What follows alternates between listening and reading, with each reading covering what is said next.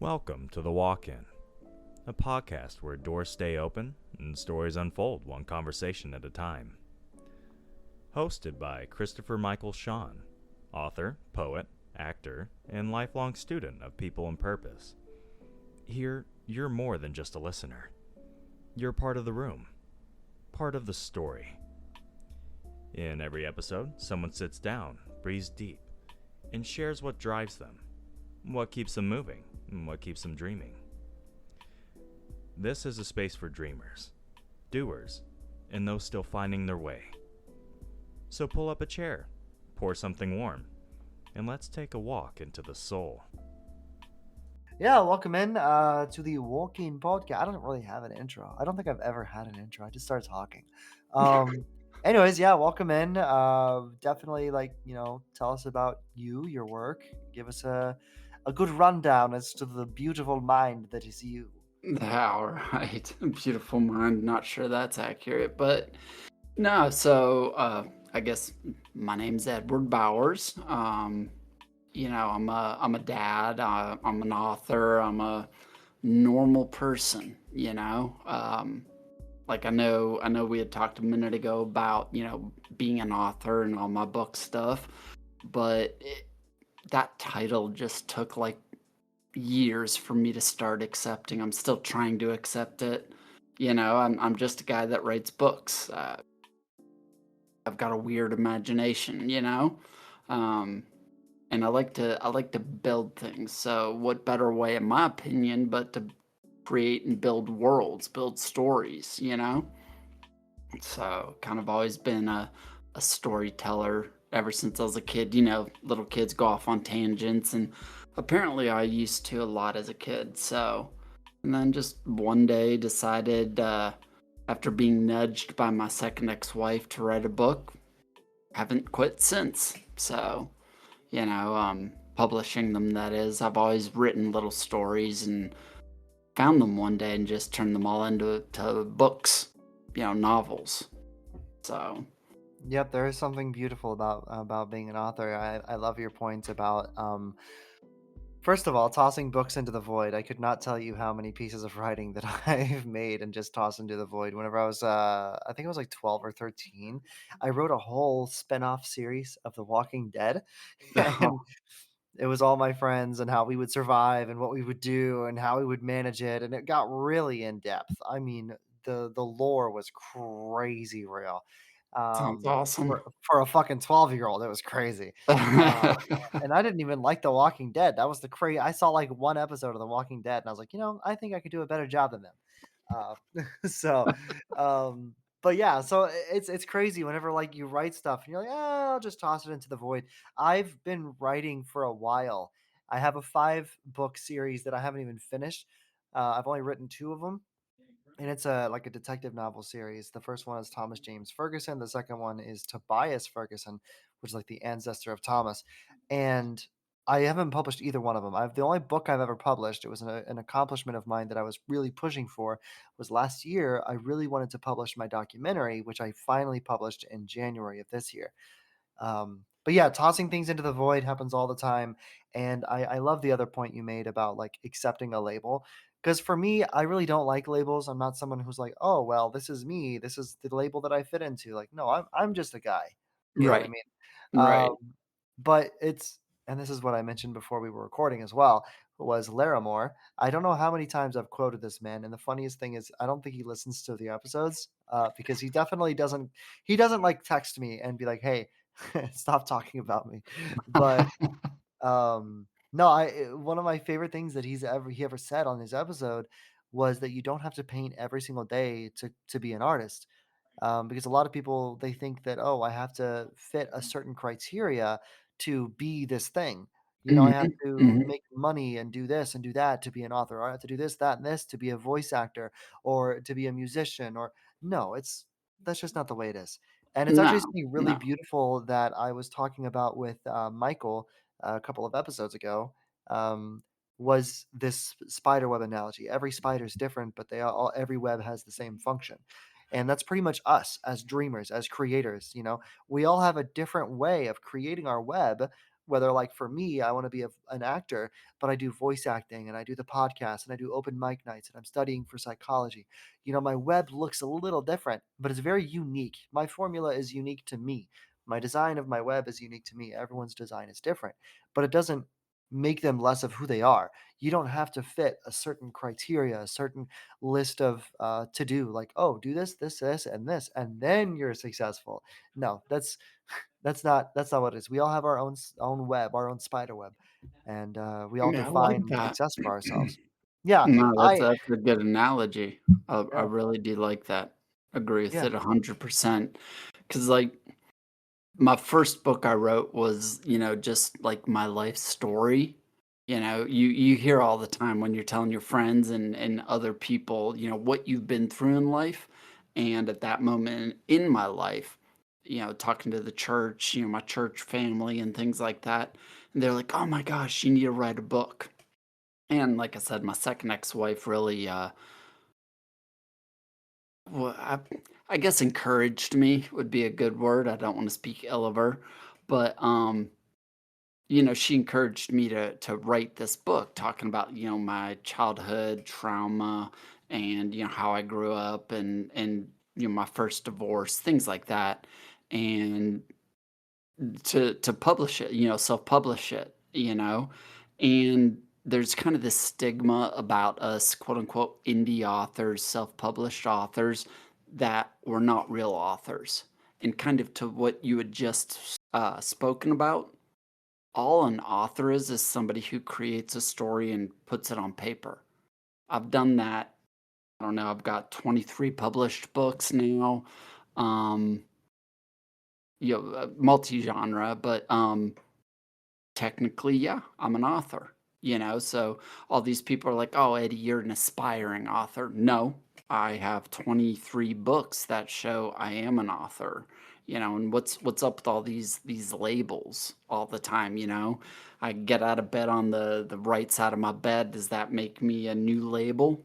I don't know. Yeah, that's just my thoughts. On the whole label thing, but to take a story, put it on paper, and then to just get over whatever my hangups are to publish it has just been amazing and very cathartic and fun, and it's each story, each book I put out just makes me want to do another one and do more, not just for myself, not for my stories, but for like the whole indie community, indie author community, you know?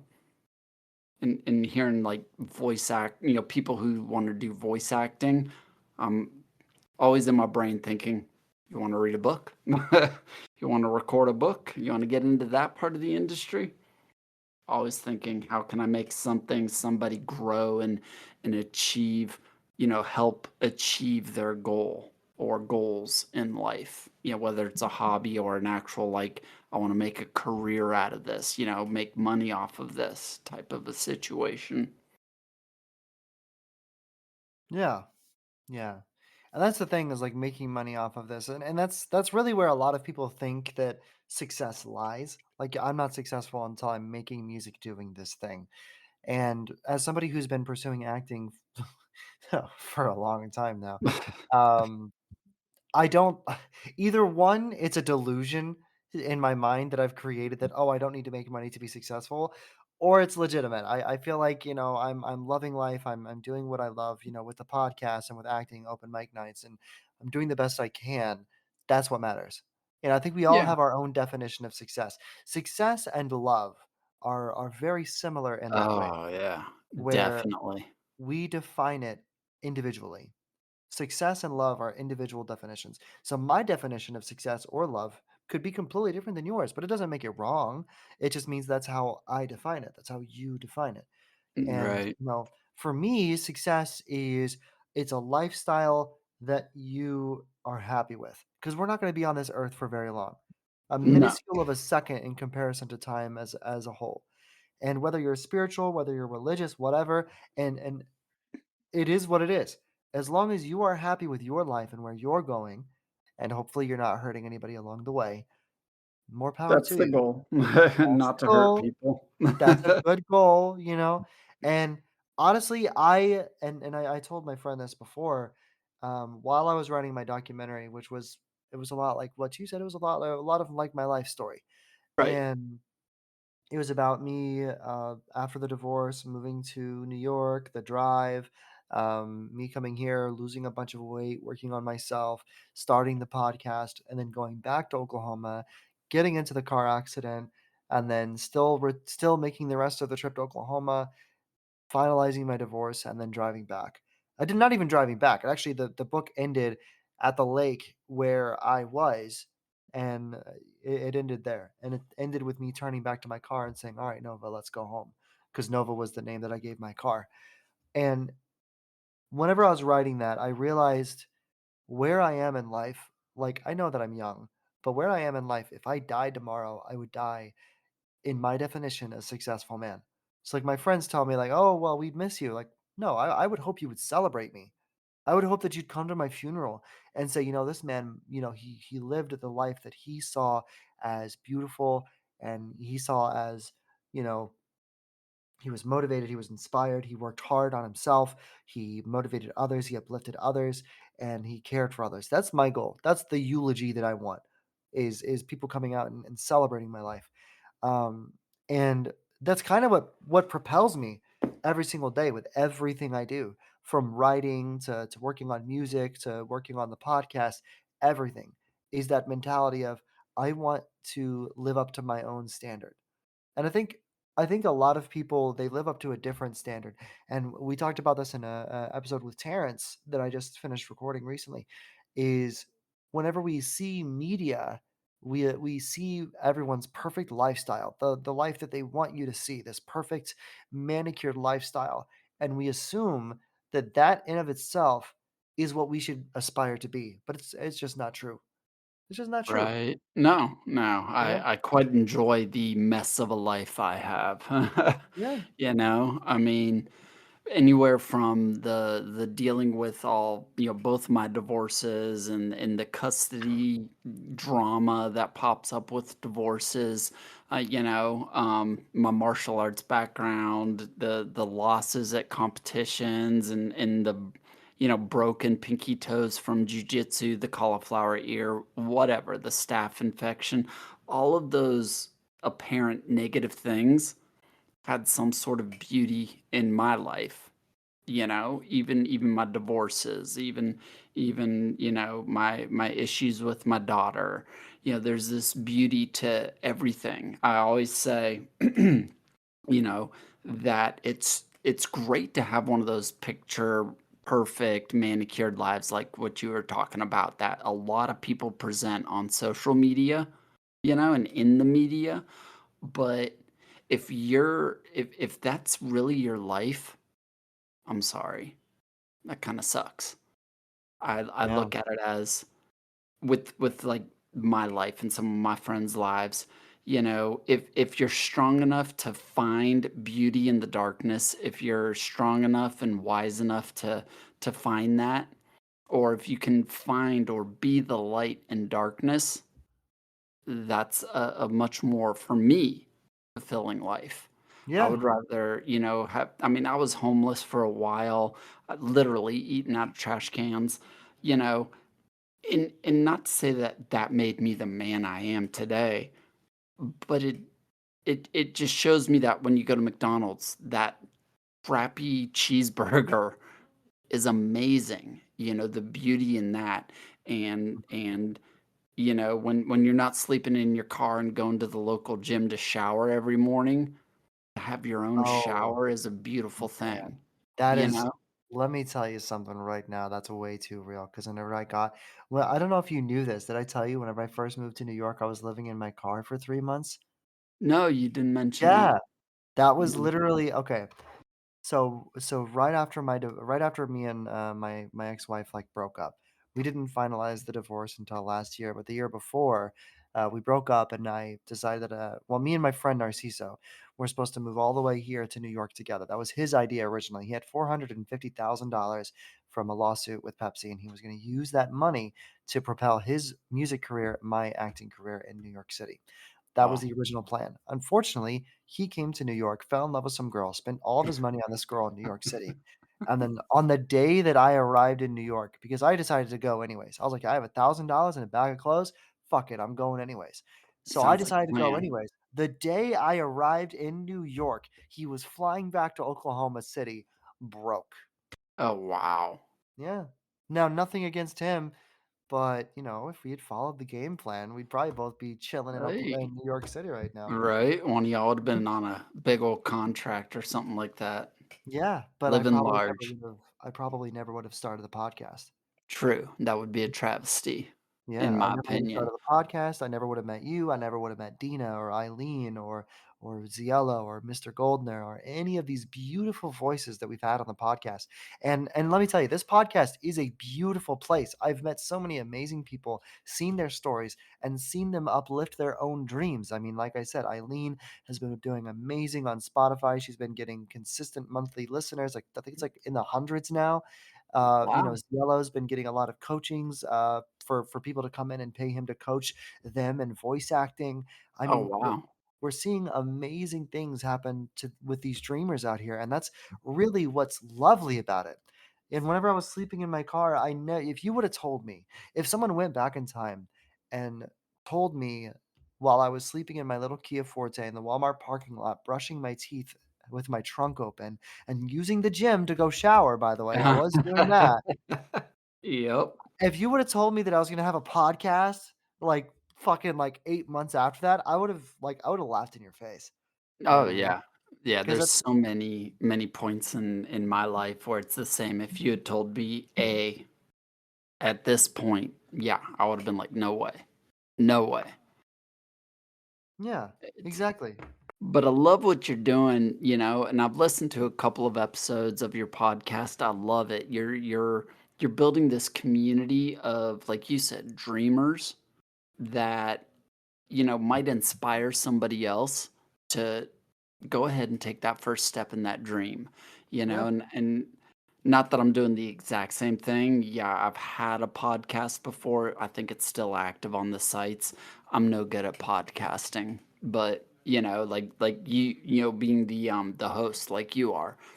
So, but kind of contorting it into like the books, those are my podcast.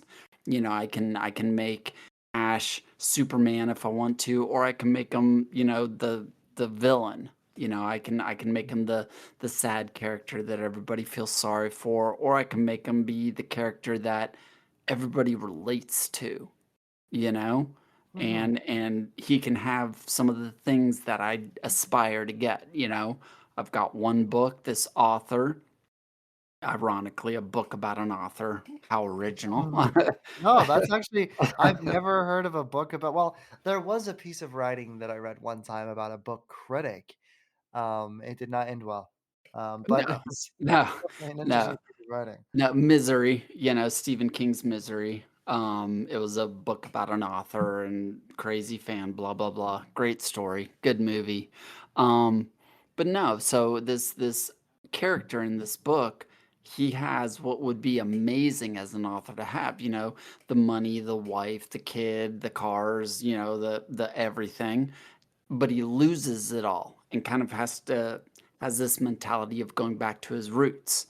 And then I write normally psychological thrillers or mainly psychological thrillers, horror books. Um, I write self-help books if you want to put them into that genre, more self-reflective type books.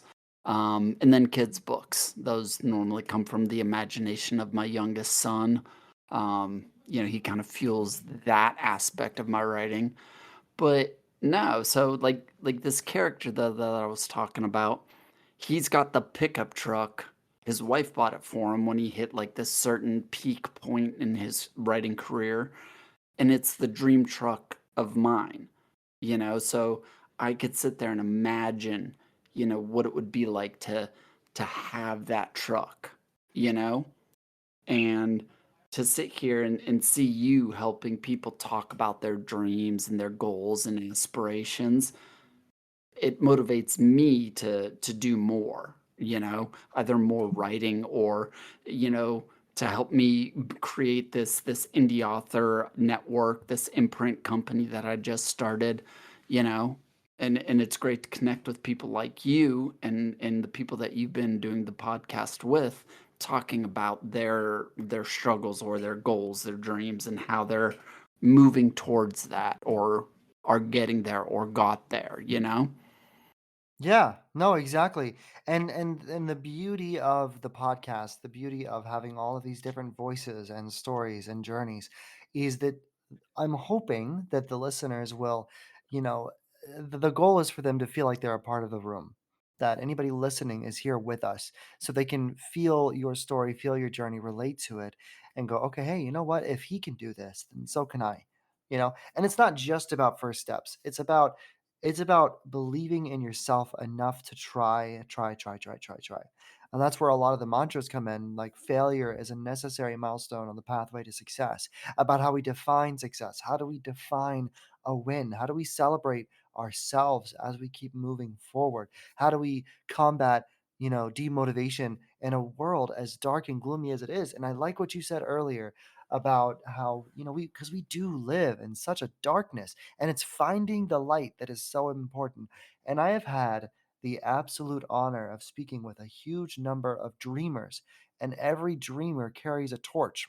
Even the ones that don't feel lit, even the ones that feel like they're still stuck in the dark, they hold a torch. Some of them are just waiting for someone like you, someone like me, that's holding up a lantern to light their way for them so that they can light their own direction, their own way, you know? Yeah, We're not no. gonna Yeah, I we're not like gonna that. give them a cheat code. We're not gonna give them step-by-step guide or what they have to do, how they have to do it, whatever. Because everybody's journey is unique to them. Everybody's formula to life is unique to them. But what we can do is we can offer them a little bit of light in the dark and then, see them shine, see them move in their own way. And it's been a blessing. And I know and I call them wayfinders, people who do more than just dream, but they uplift other dreamers as well. And I see you as like one of those wayfinders because you're not only are you helping other dreamers, realize their dreams, but you're also creating this community. And I know you were talking about it earlier about it's an indie author community. I'd love to hear more about that. I know you were talking to me about it, but I'd love to hear Yeah. more. Yeah, sometimes I ramble and spit out little things, so but yeah, so I created what's called an imprint company, and I did it for myself, trying to as an indie author, and again, labels, but, as an indie author, a lot of people will put in there things like published by Joe or independently published. I wanted to do something that looked a little more legitimate, so I created, and it's an original name, I know. It's Bowers Ink, INK for tattoos or writing books, handwriting. So Bowers Ink Publishing.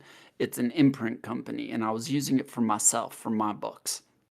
And then I was talking to a friend, and he was like, dude, as much as you're trying to help all these other like indie authors get recognition, he's like, you're buying so many indie author books and you're posting about your purchase on Instagram or Facebook. Yes, I'm 47 years old, 3 kids, and I am on social media way too much. But then he's like, I picture you starting a publishing company. And I'm like, you think I make a lot more money than I do. But so I started Bowers Ink Publishing as an official imprint company, and I'm trying to connect with more voice actors, editors, indie authors. And one of our biggest struggles is marketing. I mean, how can Eddie Bowers compete with the marketing power of Stephen King, Dean Koontz, Anne Rice, But my stories aren't less than theirs. They're just unseen, if that makes sense. So, and there's other great authors out there who don't have that, excuse my language, but that fuck you money that they can buy whatever the hell they want and pay for marketing out the wazoo.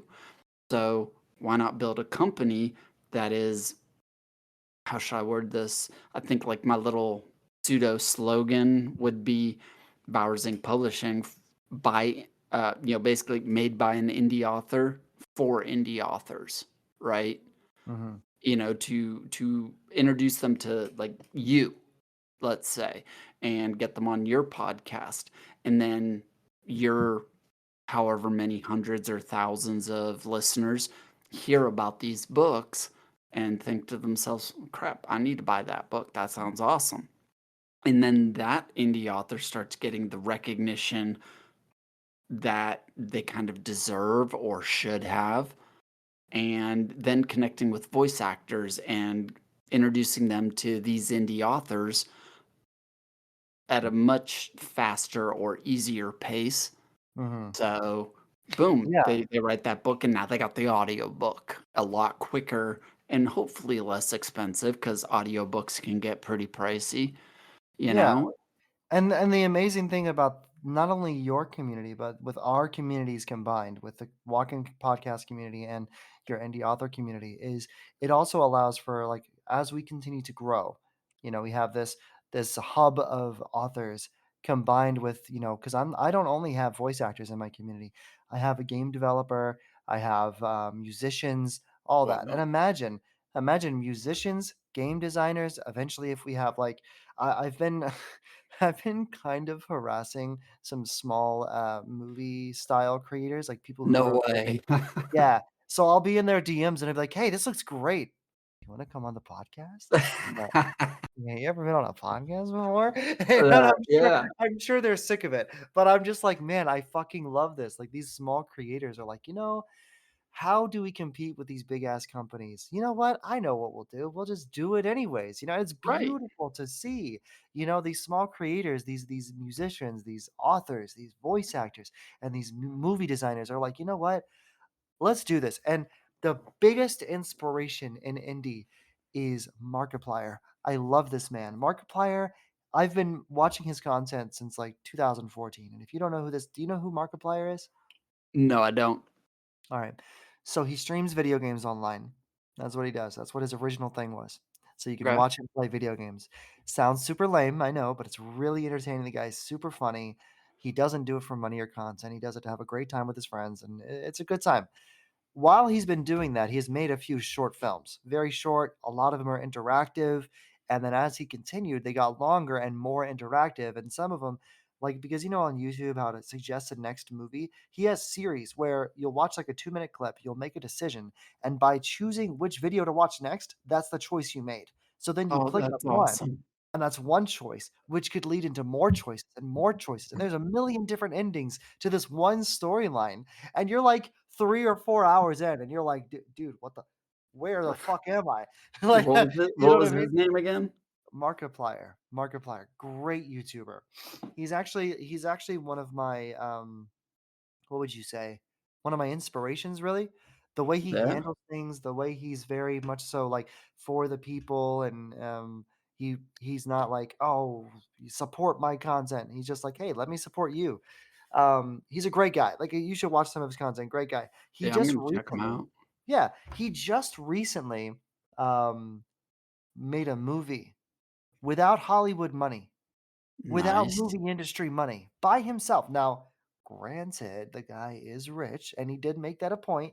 But you know what he did whenever whenever he realized he was live whenever he learned about how much profit the movie was making. He said a sentence, and not only did he say it, but the workers of the movie confirmed this.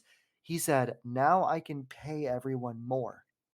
When have you ever heard anybody rich say that? That's Wow. crazy. He's like, "Yo, Wow. we made double what we were supposed to. That means I can pay the development team more. I can pay the actors more. I can pay everybody more money for this beautiful project we made." And that's what's gorgeous, because we see this person who started out as a very like playing silly horror games, now making a movie, making money off of it, and to like pay it. Like, man, great guy. That And that's he's in, that's awesome. Like, that's the kind of goal right yeah. there. Sorry to cut you off, but, No, you're right. you Yeah. know, with Bowers Inc., it that's I'm not saying I'm gonna pay everybody for writing a book, but, to to be able to create that community and to start getting recognition to where I could start buying. I know it sounds weird, little bit of a book nerd, but buy more of their books, and Oh be my able goodness. to support that more, you I know?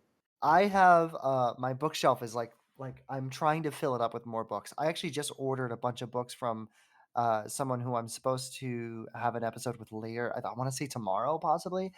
He's a great guy. I ordered books from him, and the books were stolen. I was so sad. Oh, There no. are there are other people that that have been on the podcast, and that I've bought their books, and I don't care how expensive they are, how financially crippled I am. I eventually, this is a goal of mine. I'm in the middle of moving into a bigger apartment, and I really want to set up a room. Like my bedroom is going to be specifically right now. My setup is in the living room, so that kind of sucks. But eventually, like when I with this new place, I want my setup to be in the bedroom, and I want there to be a big bookshelf in the background. And I tested this out just like 5 minutes ago with Terrence's episode. I I had a monitor specifically for Discord. I had one for a TikTok studio, and I was live on TikTok during a podcast recording. I want to Oh, start doing that. So, and not only that, but on Spotify, I can have it so people can see the camera. They can actually watch while they listen if they choose to. And I actually want to have it set up to where there's a bookshelf in the background. And there's books on that bookshelf from every author that's ever been on the podcast, and even other ones, you know. And Dina, she's a street musician in the city. She makes wonderful music. 5 minutes ago, I was in her TikTok live right before our recording here, and she's I think I was making scrolling and saw you. she was making music for our intro and outro so that I don't have to look for music on online, lo-fi music online. And I just cannot wait, because the thing is, this you have your goals and I have mine, but really they coalesce, they communicate, bro, because let me tell you something right now. It is going to be a beautiful thing. Sure, we're not going to be able to pay everybody millions of dollars. I mean, Right, hopefully someday, inshallah, it will happen. But it is going to be a beautiful thing. And we have this community, and it's growing. And it's like we're nurturing a garden. right, We just have to keep nurturing it, taking care of it, because we really do have, not only with your community, but with mine, we have a community here together that will continue to grow and eventually will nurture itself. Imagine having a community of authors communicating with voice actors, who communicate with game designers, who communicate with movie developers, who then communicate, you know what I mean? It's like a huge circle of life. We're creating an ecosystem of small exactly. dreamers and indie creators, and it is Yeah, going to be self-sufficient. It's gonna be beautiful. You know what I mean? exactly, That's exactly. and once But again, if you had told me 2 years ago while I was showering at Planet Fitness, sleeping in the parking lot of my job, hiding behind a semi trailer so my boss didn't see me, which, by the way, right, she eventually did. One day she did find out, but that's another story for another time. Um, if you had told me that I was gonna have a podcast and have a small community, I would have told you, first of all, I was a really bad introvert. I would have told you, "Fuck no. I'm not gonna be talking on a podcast. That's not" you know what I mean? right, right. But, it's exciting, and sitting here with you and talking about your dreams, and it reminds me of why I have my own, you know? Yeah, And and this platform or this community and the platform you're creating here is phenomenal. You know, the people you can reach, the people who stumble upon your podcast and get connected and hooked on you, again, it just attributes to like that extra growth and whatnot. Um, yeah, and I'm excited to have connected with you because, like I said, I'm just starting off building this community that I'm trying to, and the idea of being able to one day have like a Discord server as big as yours or whatnot, to where yeah, I've got photographers and things, and then I've got connections to where if it's like somebody has a great book, maybe one of your or some filmmaker type personality picks it up, and somebody who connected with me when they were afraid to even publish their book is boom, has an indie film made about their book. That would just be a beautiful, oh, man. beautiful success story. Yeah. Yeah, And if obviously if I they need voice actors, then they have a whole yeah, freaking plethora of actors as well. Like, it really will be incredible. And Yeah. I mean, yeah, just like imagining that, you know? I mean, I've got 2 different voice actors that I work with, but one of them is predominantly like with my books, I kind of for the most part created like this little multiverse universe type situation.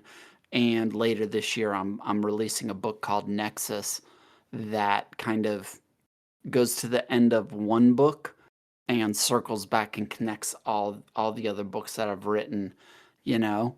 And so my one voice actor, she's reading actually every single one of those books, all 23 of them, or I'm sorry, 21 of them, I think it is, you know? And to have one voice actor, that's a lot of work.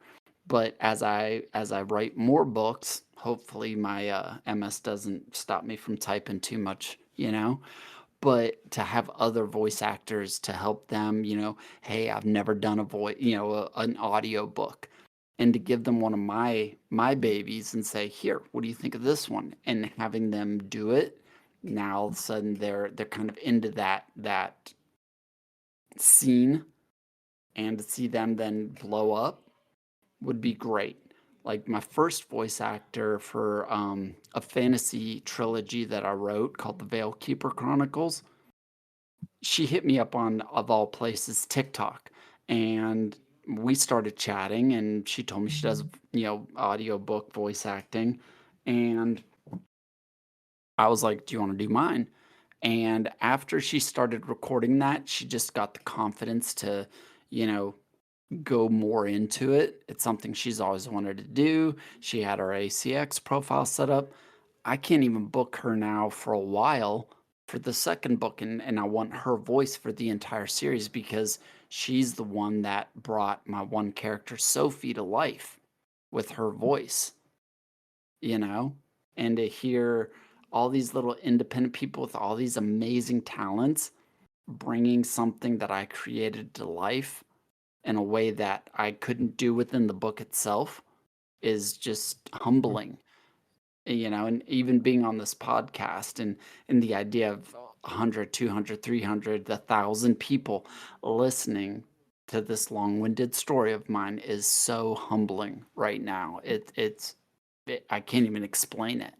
oh yeah, and I mean the cool thing about the podcast as well, with the idea of exposure, is really like, and not to toot my own horn, but we're on iHeartRadio, we're on Apple Podcasts, we're on Spotify, we're on YouTube Podcasts, so like all the major podcast networks. When we're all under the same link tree, I have all connected under the same link tree, which is also connected to the Discord itself. And it's all I have bumper stickers around America. It's all my friends. I've got friends in Texas, California, New Mexico, Oklahoma, uh, Kentucky, Kansas, Minnesota, Wisconsin, Iowa, Canada, England. My English friend said that they don't do bumper stickers over there, which is kind of sad. Yes. West Virginia, PA, New York, down in Florida. I mean, the hope and the dream is that around America, around the world, people will be scanning in and listening to the podcast. Now, the strangest part about our analytics, by the way, with where people listen, Indonesia gets a good amount of listens. I don't know why. I kind of think I do. I dated an Indonesian girl for a bit last year. Unless somehow she's pulling in 12% of listens for the entire country. So, hey, kudos to her. Uh, Exactly. Yeah, yeah. maybe I need to go find the Indonesian girl to buy a book. I don't Hey, know. all I'm saying is they're nothing against them. They're very, very loyal and Mhm. amazing. But the issue is I'm so busy with work and school and the podcast. They have high expectations, and Yeah. not even high. I wouldn't even call them high. I would just say that I have failed to meet their expectations. So there's Yeah, that. I understand that, yeah. Yeah, and busy, I mean, you know, I feel that. Got the company, got the books, got, you know, the work, got my kids. Yeah, my older 2 are adults, you know, they don't need me, you know, per se, but my oldest son lives in Texas, my daughter lives here in Georgia, Mhm. but, you know, I still got my little one, and then I got my family, like dad, he's got multiple sclerosis too, and it's taking its toll on him. Um, I've got my brother, he's in the Navy. Um, so he's pretty self-sufficient, but still, you want to keep those relationships intact. Yeah. So, and then trying to find room for a personal life, no, no, not happening for Yeah, me for a while, but it's that's okay. what yeah, that's what me and my friend Chris were talking about. We were talking about how sorry, I was looking at my analytics. We were talking about how difficult it can be to have a personal life while you're so busy, and like we were talking about how it does kind of feel like relationships are impossible whenever you're, booked as much as some of Mhm. us are. Like Right. you would need to find a girl that is okay with a man that is so busy that they don't get much time. And the thing is, for me, I feel more attracted to a woman who is very busy, who has her whole life, who has a demanding job and a demanding career, a demanding dream. If I could find a woman who is like high tier dreaming, high tier ambitious, where she talks to me like once a week and we just get together, we go watch a movie and she's telling me about all the cool things that she's done, how her dream is going, how her job is going. And dude, that would be incredible. That would be my dream wife right there. There Someone you who's go. just as busy as I am, just as ambitious as I am. But I don't know. Right. I don't know. Anyway, side tangent Yeah. over. Yeah, I was gonna say, I'm no relationship coach. Not with 2 divorces, so No, hey, listen, I have a divorce under my belt as well, so I won't I won't be giving any relationship advice Yeah, either. right, exactly. Um, I'll take it, so but yeah, yeah, yeah. Anybody out there want to come on the podcast and give us some relationship advice? I think I'm almost listening. every man who's ever been on this podcast could use some. Let me tell you. Right. But yeah, no, it's been incredible. It's been incredible, and I do think that there's a lot of good potential. I think that everything works as it should. Uh, with anything as we work on it, don't put too many high expectations in the short of it. Everything takes time, and Oh, yeah. everything takes slow nurturing. It's not Yeah, about immediate results because we live in a world where everything is now, now, now, now, now. You exactly. want immediate gratification. The beauty of the podcast is it's gradual gratification. You know what I mean? Like Yeah, if I look at my analytics right now, we're sitting in a valley. We're sitting at a point where we're not entirely as active as we usually are. But if I look at our overall analytics, it looks like a heartbeat. It really does. that's And awesome. that's the beauty of it. Like if I hold on, let me see if I could probably share my screen. Like let me show you this. So this is the heartbeat of the platform. And you can see that we've had some high moments. We've definitely had some low moments. We're definitely doing better than we did when we started. It's very gradual. We're in a quiet season right now. The weather's getting warmer, people are relaxing, people are, vacationing or whatever. So it makes sense why no one's, listening to the podcast right now. Right. But as we continue to grow, things are going to change. Things are going to hopefully get better.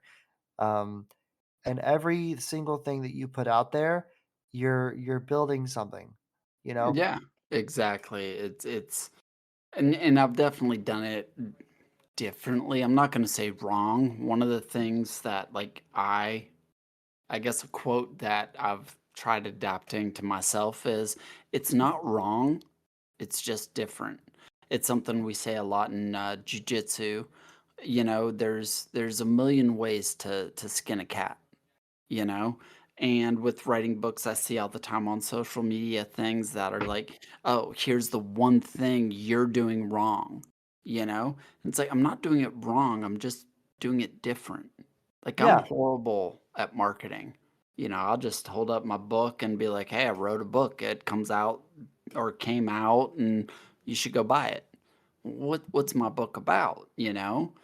And there's all these other things, and like I'll write the book, and while I'm writing it, I'm formatting it and I'm editing it, and everybody's like, "No, finish the whole book, then edit, then format." I'll hand my book to a few friends, have them read over it, and people are like, "Oh, you need to have at least 10 beta readers." I'm impatient, I made a story, I'm ready to put it out tomorrow, you know? Mhm. So, there's this flow that everybody thinks you've gotta do, and kind of circling back to something you had mentioned, we talked a little bit about it, definition of success. I love that old thing that says, "Success is the journey, not the destination." So, I don't have a place to hit to be successful. I've released, 23 books. I've got 17 more that I've already written, already formatted, and I've got them set up to go out, throughout this year. You know, it's not once I finish releasing my apocalypse series, I'm going to be successful. I'm already successful. You know, I'm just not driving a fancy car. I'm not a household name, but look at what I've done throughout my life. I've had some great successes, you know, Yeah, and I yeah. keep going. I keep moving forward. With my great successes, I've had some hellacious losses, you know? I mean, my mom passed, what was it, about 8 years ago due to colon cancer. That was horrible, Oh, I'm you sorry know? for your loss. Well, I appreciate that, thank you. I'm twice divorced, you know? And even with those losses, I still have my 3 kids. They all 3 love me. I may not be speaking to my daughter right now because of some things that I will admit I've done, she's done, yada yada, but I've still got 3 kids that I know deep down in their heart, they love me, you know? So, where's the lack of success in my life?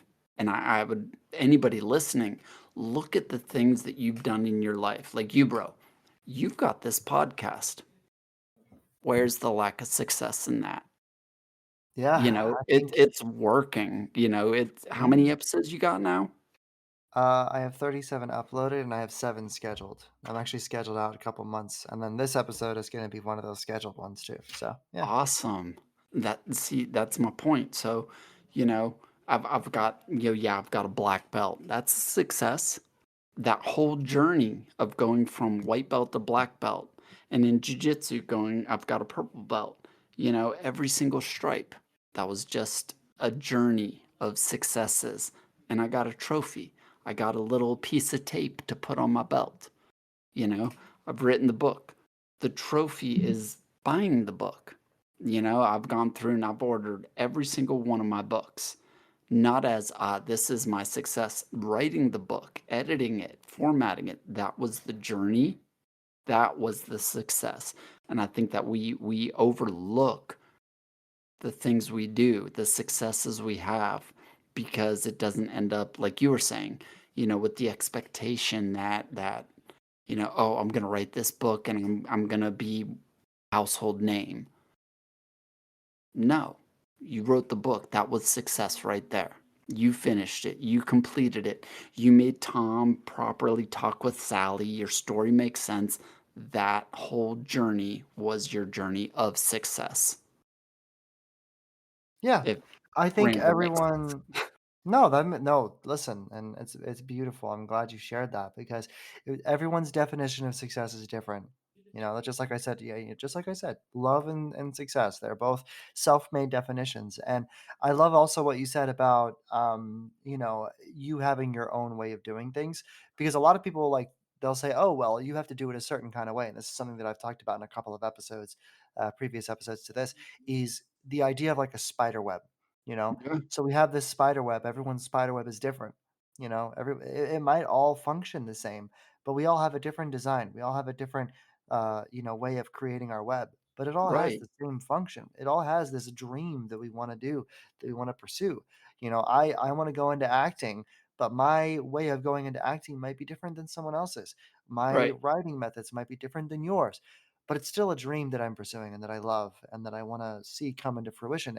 And I really am proud of you, not only for, making it past the hurdles that you've faced, because there's a lot of them, Not only have you made it past those hurdles and won so many battles, but you've done something rare that most people don't know how to do, let alone do it. And that is respect the wounds that you've carried along the way and honor the finish lines that you've crossed. There's something that I said way, way, way, way, way back in the day in an older episode was every time you reach the bar, you raise it. Every time Yeah, you cross a finish line, you move it. But the truth of the matter is, every time you reach it, every time you raise it, you should celebrate it. You should say, "Hey, I exactly. made it here." You know what I Yeah, mean? yeah, Uh, and that's huge right there. I love that, yeah, you know? even if It's they like seem small, it's the small victories added up. It really yeah. is. I mean, like, I used to journal, I went through this really dark, dark stage of my life, and that sounds so cliche, I get, but, you know, like, I was having, thoughts about ending my life and all that stuff, and I think most people have these days, but it was bad. It was like every night I attempted for 2 years, you know? And then after that I did. I started journaling and writing down little things as simple as I got out of bed, I went to work, you know? Um, I was married at the time. It was like, I grilled out tonight so that my wife didn't have to, or I took us out to dinner so that my wife didn't have to cook and clean the kitchen. Um, the dog needed to go on a walk, so I took it outside and played, and we went on a walk. Those little things were little victories for me.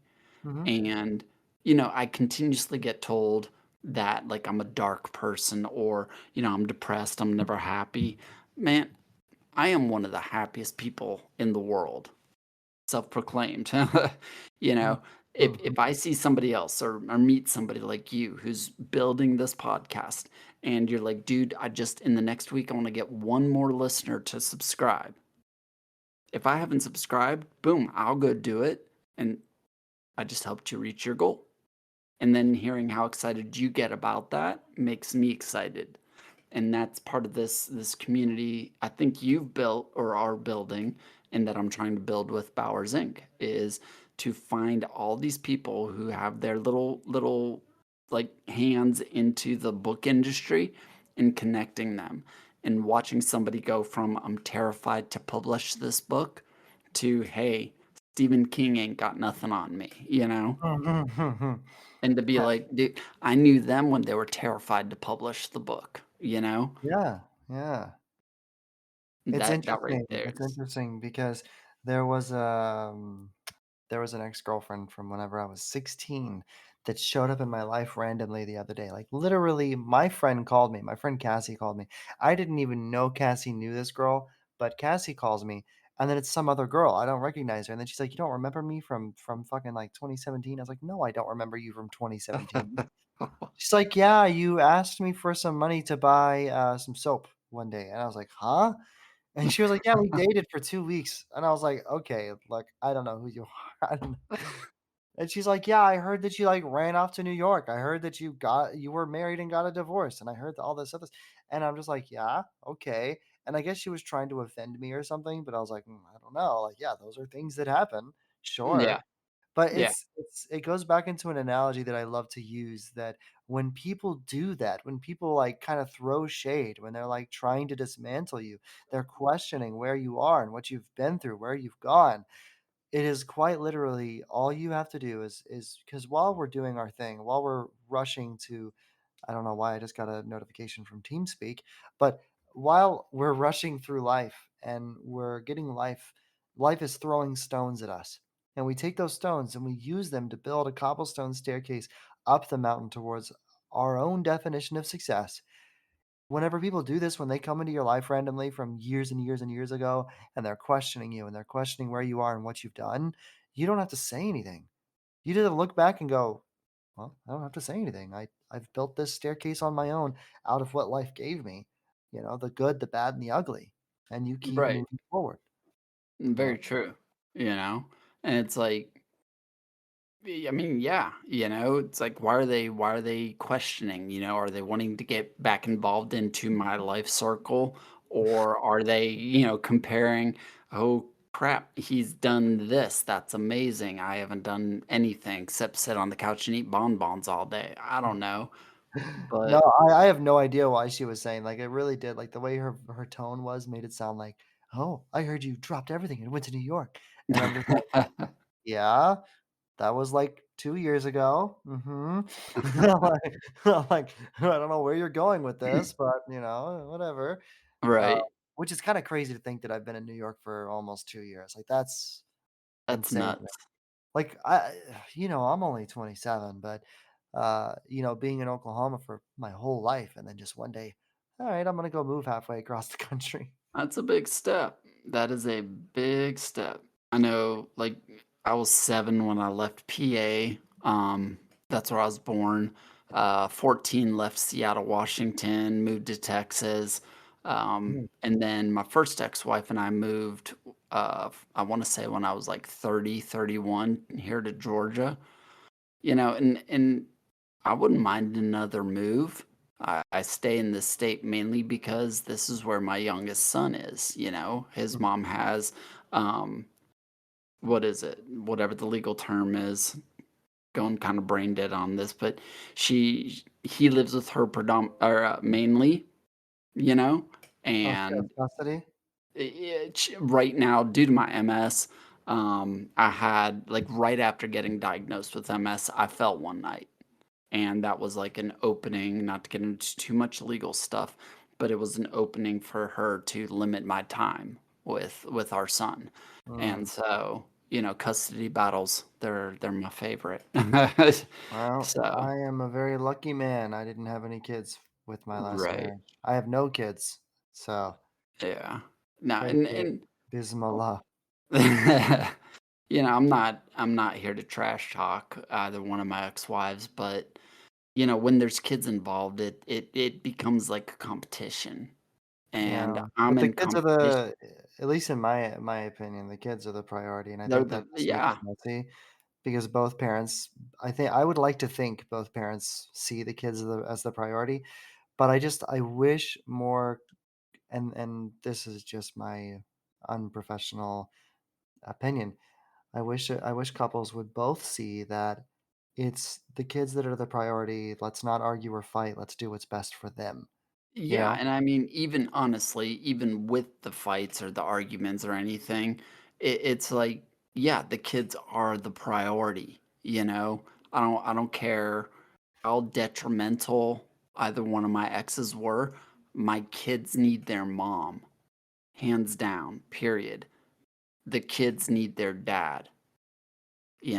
So it's like if the one party can, or both parties can, just put the bitterness aside, instead of one of them always being on defense and the other one always attacking, or them both attacking each other. It's like, you're not married anymore for a reason, it's clear. What about Mhm. those beautiful little babies, Yeah, you guys didn't work out, but that doesn't mean yeah. that your kids should suffer for it. Exactly. It's like, Something look, that back in high school, how many girls did you leave? How yeah, many guys, how many boyfriends did you dump, uh, Just get over it. whenever I was a kid, my mom and my dad was they were my dad lived in Kentucky and my mom lived in Oklahoma, and I was with my mom, and, I know that every time my dad called, I'd go to answer the phone, and my mom would go to pick it up every single time, and it's like, I wanted to answer the phone, I wanted to talk to my dad, and my Right. mom would always answer the phone, and she'd always argue with my dad about all sorts of stuff, you know? And eventually, my dad just stopped calling, and that broke my Yeah. heart, you Yeah. know? I could And only imagine. my mom always tried to make it seem like my dad was the bad guy, but really, I just saw it as like, why can't I just talk to my dad, you know? Wow. And so it was a harder part of my childhood, like not having my dad around. I mean, I had to teach myself how to shave. I had to teach myself all this stuff, like how to work on a car, how do I change my own oil. Wow. Um, Yeah. and then it all came around. Well, my dad's not a perfect man, but he's a good father. My mom's not a perfect woman, but she's a good mother. Right. So I Right. love both of them. And I think after I graduated high school, it got better, but mostly because there was no interaction between the 2 of them. It was me Mhm. interacting with my dad, me interacting with my mom, and I Yeah. just I don't know. I feel like that dynamic was a lot better. And I that's agree. really the only experience I've had with that. I think Yeah. that when the greatest moment I had with my father was on my drive from New York to Oklahoma to finalize my divorce. And Mm, my father was in the army for 23 years, so he's a very strict man. He was very, military. mhm. And I got into like I my first car, I co-signed with my father. So for Right, 5 years of me owning that car, it was very, very scary. If I got into an accident, if I got a ticket, my driving was perfect. It right. wasn't until after I paid off that car and sold that car, got a new car because I'm up here in New York. I'm scared about the snow, so I got a Subaru. And on my drive to Kentucky, I was going to go to Oklahoma, but I was going to stop in Kentucky, spend the night with my dad, and then continue the way. I got into an accident. It was my first accident ever, and I was terrified because Mhm. I in my mind, I was going to have to listen to my father tell me that I'm a failure. I'd never heard him say that, not outright, but Right, I felt it in my bones. I'd always lived up to this perfect, like, I was the kid that went to college. I was the kid that did this, that got a good job. I was the kid that moved away from home and pursued a career. I was the kid that did this. So, I was kind of like expected for greatness. right, My sister married into the military and never even got a job, never even went to college. And my brother, he lives in Oklahoma. He has a good job, but he never went to college. So I'm the kid, he doesn't even have a license. Neither of them even have a license. No shade on them. Love them to death. But I was the one that was like, okay, all right, Chris is going to be the one that does amazing things. And if he's imperfect, then he's a failure. That's what my mind was after that right, accident. right. And it was driving up to my dad's house, 2 o'clock in the morning, and it's in the hills of Kentucky. It's late at night, it's humid, it's foggy, and the dogs are running to the car, and my dad's sitting there with his cane, and he's just staring at me. And I started crying because, first of all, I was gonna sleep in my car. He even asked me, "What the hell are you doing?" I was like, "I was gonna sleep in the car. I didn't want to wake you up." He goes, "You're not sleeping in your fucking car in my driveway." I was yeah, I was like, "Well, I just didn't wanna wake you up." He goes, "I was gonna be awake regardless." He goes, "I was gonna wait for you to get here." I was like, "Okay." So, I get in there and I expected to be, "Hey, let me see your dash cam footage. Hey, did you call the insurance company? Hey, did you see da da da." Nope, it was, "Go get some sleep," and that was it. "Did you Right, eat? Go get some sleep." And, yeah, I felt like I was 16 again. It was crazy. Like, my dad never took care of me because I never lived with him, but I felt like I was 16 again. And then I woke right, up and I expected the questions. I expected the interrogation. I expected "Why didn't you do this? Why didn't you do that? Why didn't you react this way?" Nope. It was, "Hey, Chris, it's 8 in the morning. We're gonna go, to the diner and get some breakfast. Do you wanna come?"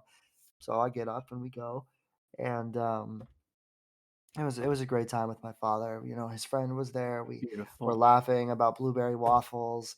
And there's something crazy about being up north for so long, and then you get far enough, Midwest, South, where you start hearing the southern twang, the southern accent again, Yeah, and you go into a right, diner and you hear someone come up like, "Hey, darling, what can I get you for breakfast?" And you hear that, and it's like the sound of home, and it just I don't cry. I'm not a crier, but it made me so emotional, you right, know?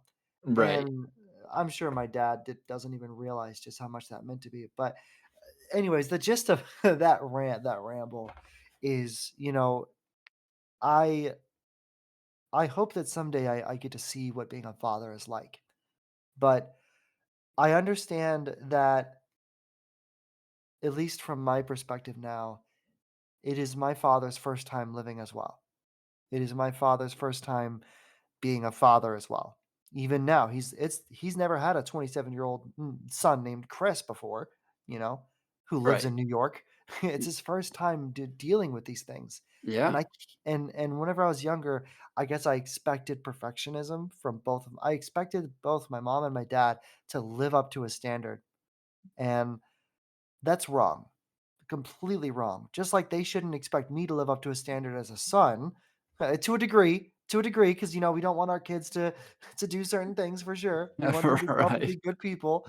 right. But I don't. If I have a kid, I'm not going to expect him to be 12 years old and be a doctor. You know what I mean? Like I I understand now that my father is a good father, not because he's a great dad, but because he's a good man. He doesn't need, or not because he's a perfect dad, but because he's a good man and he does his best, you know? Yeah. And I can already tell by talking to you that you seem like you're a great father to your kids, all of them. And you're an amazing author. I hopefully someday I can get the money to order some of your books. I'd love Well, to have them on my bookshelf. I tell And you what, I'll actually, I mean, gotta wait for payday, but I'll I'll I'll I'll buy you a copy of my '86 saga, the first book. I'll mail you a copy. yeah, that'd be I'll awesome. hit you up with I'll get your address and I'll buy you a copy. Well, I appreciate that. Yeah, that I Yeah, like I said, that'd be awesome. Because think about like the free advertisement, like it's going to be in the background of every episode. Like I literally, that that's would be something that awesome too. I had the idea of. Like people are going to see that book and go, oh hey. But yeah, so and I'm really excited about the indie author community. I'm really excited to see that come into fruition and that community communicate Thank with you. this community and you Yeah, know having I an mean, audience of authors come on and talk about their books and their creativity, their story, their passion.